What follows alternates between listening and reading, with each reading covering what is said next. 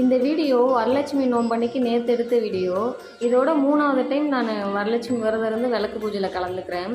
First 2 வருஷமும் எங்கள் நாத்தனார் தான் கூட இருந்து இந்த மாதிரி பண்ணணும் இந்த மாதிரி பண்ணணும் எல்லாமே சொல்லி தருவாங்க. ஏன்னா இந்த மாதிரி பூஜையை பற்றி பெருசாக எதுவும் எனக்கு தெரியாது. இந்த டைம் அவங்களால வர முடியல. அப்புறம் நிறைய பேர் சொல்லி நான் கேள்விப்பட்டிருக்கேன், வரலட்சுமி விரதம் இருந்து விளக்கு பூஜை பண்ணோம்னா வீட்டுக்கு நல்லது, வீட்டுக்காரங்களுக்கு நல்லது, இப்போ கடன் பிரச்சனை தீரும், இன்னும் நிறைய சொல்லி நான் கேள்விப்பட்டிருக்கேன். இந்த டைம் விளக்கு பூஜையில் நான் உட்காரும் போது நிறைய மன கஷ்டத்தோடையும் குழப்பத்தோடையும் தான் போய் உட்காந்தேன். ஆனால் அந்த பூஜை ஸ்டார்ட் ஆகிட்டு இந்த மந்திரம்லாம் படிக்கும்போது என்னையவே மறந்துட்டு சத்தமாக படிச்சுட்டு இருந்தேன். இந்த டைம் ரொம்ப மன நிம்மதியோடு இந்த பூஜையை நான் முடித்தேன். அதுக்கப்புறம் பூஜையெல்லாம் முடிஞ்சதுக்கப்புறம் மாமனார் மாமியார் 2 பேரும் வந்தவங்களுக்கு இந்த பாத்திரம்லாம் கொடுத்துட்டு இருந்தாங்க.